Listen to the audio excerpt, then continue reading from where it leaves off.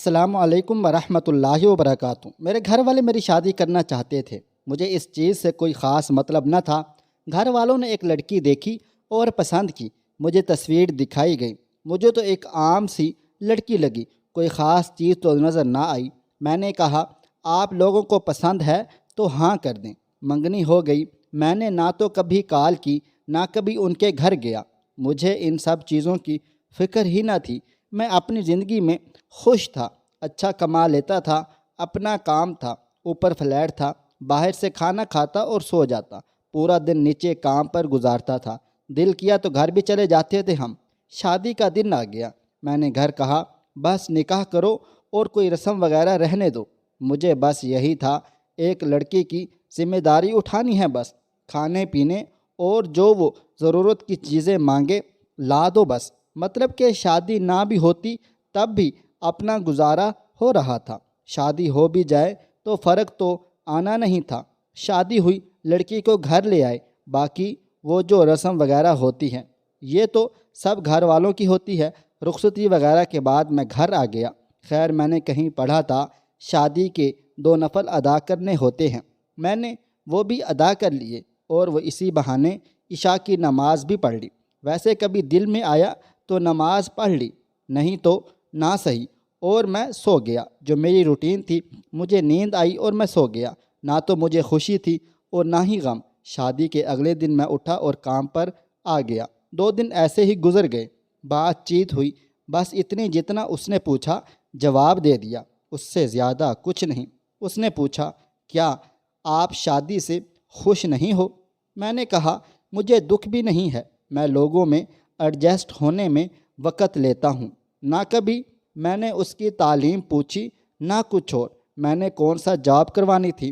1-2 بار گھر چھوڑنے گیا اس کو امی کے کہنے پر، نہ میں نے اس کو پردے کا کہا نہ حجاب کا، اور اس کو جو اچھا لگے وہ کر لے۔ مطلب کہ اپنا عمل دخل کچھ نہ تھا۔ سوچنے پر تو وہ بھی مجبور تھی، بندہ ہے کیا چیز۔ میں سویا ہوا تھا، میرا پاؤں کا انگوٹھا اس نے پکڑا اور کہا اٹھیں نماز پڑھ لیں۔ میں نے ارد گرد دیکھا، خیر میں نے اس کو کچھ کہا نہیں، ویسے کوئی ملازم اٹھاتا جب اس کی خیر نہ ہوتی تھی۔ میں بولا کچھ نہیں۔ میں نے سوچا چلو اب اٹھ گیا ہوں تو نماز بھی پڑھ لوں۔ 2 رکعت نماز ادا کی اور پھر بستر پر۔ اب وہ میرے پاس ہی بیٹھ گئی، قرآن پاک پڑھنے لگی۔ میں مست ہو کے سویا ہوا تھا، آواز تو آہستہ آہستہ آ رہی تھی۔ خیر میں اٹھا، نہایا، ناشتہ بنا دوں، آواز آئی۔ میں نے کہا نہیں، میں لیٹ کرتا ہوں، اور میں اپنے کام پر خیر لیٹ تھا۔ میں گھر نہیں گیا اور فلیٹ پر ہی سو گیا۔ اگلے دن میں گھر گیا تو امی نے اچھی خاصی کلاس لی کہ گھر کیوں نہیں آیا، اب تیری شادی ہو گئی ہے، جتنا مرضی لیٹ ہو جائے گھر آنا لازمی ہے۔ وہ پاس ہی کھڑی تھی۔ میں نے اچھا کہا کر جا کے کمرے میں سو گیا۔ تھوڑی دیر کے بعد وہ بھی کمرے میں آ گئی۔ میں نے پوچھا امی سے تم نے کہا؟ اس نے کہا میں تو امی کو کچھ نہیں کہا۔ اگلی صبح اس نے پھر مجھے اٹھا دیا اور خود جائے نماز پر کھڑی نماز ادا کی۔ نیت اب بندہ اس کو کیا کہے۔ خیر ہم نے بھی شرم و شرمی وضو کر کے نماز ادا کر ہی لی۔ اس کے بعد اس نے کہا آپ میری بات سنیں۔ میں نے کہا جی کہیں، بولیں، میں آپ کی بیوی ہوں۔ میں نے کہا ہاں جی بالکل، بیوی کے کچھ حقوق ہوتے ہیں۔ میں نے کہا جی بالکل مجھے پتہ ہے۔ اس کے بعد وہ قرآن پاک پڑھنے لگی۔ میں خاموش اپنے موبائل پر لگا رہا۔ اگلی رات وہ شرارتیں کرنے لگی اور جیسے تیسے اس کے حقوق ادا کیے یا اس نے اپنے حقوق لے لیے۔ وہ لڑکی آہستہ آہستہ میری زندگی میں انوالو ہونے لگی۔ خیر اپنے بھی مزے ہونے لگ گئے، ہر چیز تیار ملنے لگی، کپڑے جوتے وغیرہ ہر چیز اپنی جگہ پر ملتی، کہیں بھی پھینک دو۔ نماز پڑھنے لگا تھا اب، مطلب زندگی اب بہتر ہوئی تھی۔ اس کے آنے سے اور کافی مل گھل گئے تھے لوگ ہم۔ اس نے قرآن پاک پڑھنا تو میرا سر اس کی گود میں ہوتا یا اس کی ٹانگ پر۔ آواز پیاری تھی، اکثر سو بھی جایا کرتا تھا۔ جب تک میں خود نہ اٹھتا وہ جاگتی نہیں، قرآن پاک پڑھتی رہتی تھی۔ اب میں کام پر اکثر لیٹ بھی ہونے لگا۔ اس کی گود میں سر رکھ کے سونے کا مزہ ہی الگ تھا۔ ایک بات اور، گھر سے کام پر جاتے وقت میں نے اس کو آواز دی اور اس کا ماتھا چوم لیا۔ شام کو گھر آیا تو رنگ روپ ہی بدلا ہوا، اتنا خوش بندہ میں نے دیکھا ہی نہیں۔ میں نے سوچا یہ تو کام ہی بڑا سستا سا ہے، اب ہر روز ماتھا چوم کر جاتا وہ کہیں بھی مصروف ہو گھر کے کاموں میں، اس نے کوئی نہ کوئی بہانہ کر کے کمرے میں آنا تاکہ میں اس کا ماتھا چوم سکوں۔ نرم لہجہ، کمال کی گفتگو، کمال کی محبت، پسند کے کھانے، سکون کی نیند، زندگی مکمل ہو گئی تھی۔ زندگی میں لوگ کیسے خاموشی سے داخل ہوتے ہیں اور آپ پر حکمرانی کرنے لگتے ہیں۔ کیا جرت ہماری جو انکار کر سکے انہیں؟ کئی بار تو دل نکال کر دینے کو بھی دل کیا۔ خاموش محبت بہت پیاری ہوتی ہے۔ محبت الفاظوں کی نہیں، احساس کی ہوتی ہے۔ محبت کا تعلق عزت سے ہے۔ عورت کو احساس دو تم میری ہو، وہ روح تک دے دیتی ہے، اس پر بھی آپ کا حق ہوتا ہے۔ عورت مرد کے لیے سکون ہے۔ میاں بیوی میں آج کل دوری کا سب سے بڑا سبب موبائل فون ہے۔ جانتے ہو کیوں اور کیسے؟ میاں بیوی کا رشتہ دنیا کے تمام رشتوں سے اس حوالے سے بہت منفرد ہے کہ ایک جانب تو ان کو ایک دوسرے کا لباس قرار دیا جاتا ہے، اور قربت کے حوالے سے اس سے زیادہ نزدیکی کوئی رشتہ موجود نہیں، اور نازک اتنا ہے کہ صرف 3 بول ان دونوں کی راہیں ہمیشہ ہمیشہ کے لیے جدا کر سکتے ہیں۔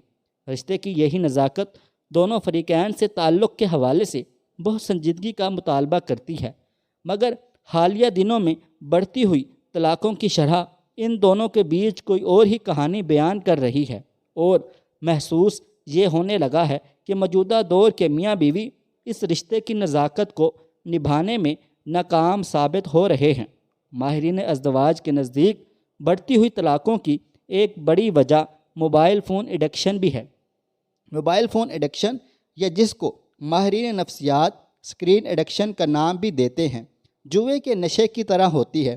ایک عام انسان دن بھر میں 100 سے لے کر 900 دفعہ اپنے موبائل فون کی اسکرین کو دیکھتا ہے۔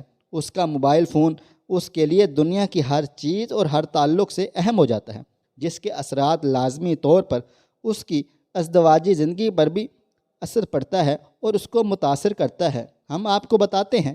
نمبر 1، چڑچڑاپن بڑھ جاتا ہے۔ موبائل فون ایڈکشن میں مبتلا انسان کے لیے کسی کی بھی بات کو غور سے سننا ممکن نہیں ہو پاتا، لہٰذا ایک چڑچڑاپن مزاج کا حصہ بن جاتا ہے جو باہمی تعلقات کو ناخوشگوار بنانے کا سبب بنتا ہے۔ نمبر 2، تعلق میں شک اور خدشات کو بڑھا دیتا ہے۔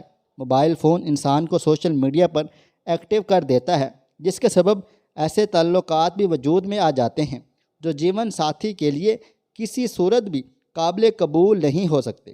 لہذا انسان ایسے تعلقات کو جب اپنے جیون ساتھی سے چھپانے کی کوشش کرتا ہے تو اس سبب رشتے میں دراڑ آ جاتی ہے جو شک اور خدشات کو جنم دیتا ہے۔ نمبر 3، عملی صلاحیتیں متاثر ہوتی ہیں۔ بیوی اگر اپنے دن کا زیادہ تر حصہ موبائل فون کے ساتھ گزارتی ہے تو اس کے روزمرہ کے کام لازمی طور پر اس سے متاثر ہوتے ہیں، جبکہ اگر مرد اس ایڈکشن میں مبتلا ہوتا ہے تو اس کی عملی زندگی بھی اس سے متاثر ہوتی ہے، جس کا براہ راست اثر آمدنی پر پڑتا ہے، جس سے گھریلو مسائل میں اضافہ ہوتا ہے۔ اس وجہ سے بھی باہمی تعلقات تنزلی کا شکار ہو جاتے ہیں۔ نمبر 4، ایک دوسرے کے ساتھ وقت نہیں گزار پاتے۔ موبائل فون انسانی زندگی کا وہ وقت بھی کھا جاتا ہے جو کہ گھر والوں کے لیے ہوتا ہے، جس کے سبب ایک دوسرے کے ساتھ وقت گزارنے کا موقع نہیں مل پاتا، اور جو مسائل باہمی گفت و شنید سے حل کیے جا سکتے ہیں وہ بھی زیر التوا رہ جاتے ہیں، اور اس سے فاصلوں میں اضافہ ہو جاتا ہے۔ نمبر 5، دوسروں کو دیکھ کر حسد کے جذبات۔ ہر وقت موبائل فون پر رہنے والے میاں بیوی ہر وقت اپنے جیون ساتھی کا موازنہ دوسروں سے کرتے رہتے ہیں، جس سے ان میں بے اطمینانی پیدا ہوتی ہے اور ان کو اپنا جیون ساتھی برا لگنے لگتا ہے۔ اگر آپ موبائل فون کا استعمال کم سے کم کرنا چاہتے ہیں تاکہ کسی بھی قسم کی پریشانی سے بچا جا سکے تو یہ 7 ٹپس آپ کے لیے ہیں۔ نمبر 1، موبائل کو صرف اس وقت ہاتھ لگائیں جب کوئی کام ہو، مثلاً کسی سے کوئی اہم رابطہ ہو یا کوئی حقیقی ضرورت ہو۔ نمبر 2، سوشل میڈیا کے لیے کوئی وقت مقرر کر لیں، صرف اسی وقت سوشل میڈیا کا استعمال ہو، ان کے نوٹیفیکیشن بھی بند کر دیں۔ نمبر 3، ان تمام ایپس کو بند کر دیں جن سے آپ کو ادنیٰ درجے میں بھی گناہ میں مبتلا ہونے کا خطرہ ہو۔ نمبر 4، واٹس ایپ کے گروپس کی 3 کیٹیگری بنا لیں: ضروری، مفید، غیر ضروری غیر مفید صرف غیر ضروری چیٹس کو چھوڑ کر اور گروپس کال آرکائیوز میں ڈال دیں۔ سوشل میڈیا کے لیے مقررہ وقت میں ہی انہیں دیکھیں۔ ضروری میری رائے میں صرف وہ گروپس ہیں جن میں آنے والے اکثر میسیجز آپ سے براہ راست متعلق ہوں۔ جو گروپس اور چیٹس مفید معلومات کے ہوں، پیغامات کے ہوں، لیکن وہ آپ کے لیے ضروری نہ ہوں، وہ بھی آرکائیوز میں جائیں گے۔ نمبر 4، ضرورت کے ایپس میں اگر نامناسب اشتہار آتے ہوں تو ان کو سد باب یقینی بنائیں۔ نمبر 5، انٹرنیٹ براؤزر ہمیشہ ایڈ بلاک والا استعمال کریں۔ نمبر 6، کچھ وقت فارغ کر کے لازماً موبائل کو اتنا استعمال کرنا کسی ماہر سے سیکھ لیں کہ آپ کو اپنے موبائل کی تمام ضروری سیٹنگز کا استعمال آ جائے۔ موبائل کے مزاج و استعمال کے طریقہ کار سے بخوبی واقف ہو جائیں۔ موبائل میں بہت سی نامناسب چیزوں سے ہمارا جو پالا نادانستہ پڑتا رہتا ہے، ان سے بآسانی طور پر بچا جا سکتا ہے۔ نیک لوگوں کی صحبت اختیار کریں۔ ایسے لوگوں کو رشک نگاہ سے دیکھیں جو سمارٹ فون نہیں رکھتے۔ وقت کو تعمیری مشغولات سے بھر دیں۔ اللہ عز و جل سے ڈرتے رہیں اور اللہ تعالیٰ کے ہاں جواب دہی کا دھیان بھی ذہن میں رکھیں۔ خواہش صرف اتنی ہے کہ کچھ الفاظ لکھوں جس سے کوئی گمراہی کے راستے پہ جاتے جاتے رک جائے، اور نہ بھی رکے تو سوچ میں ضرور پڑ جائے۔ دوستو، ویڈیو پسند آئی ہے، اس ویڈیو کو لائک کریں، شیئر کریں۔ اگر آپ نے ابھی تک میرا چینل سبسکرائب نہیں کیا ہوا تو ابھی کے ابھی سبسکرائب کر لیں، ساتھ میں بیل آئیکن کو بھی ضرور پریس کر لیجئے گا تاکہ نئی اپلوڈ ہونے والی ہماری ویڈیوز کا نوٹیفیکیشن آپ کو بروقت ملتا رہے۔ مجھے آپ اگلی ویڈیو تک اجازت دیں۔ اللہ حافظ۔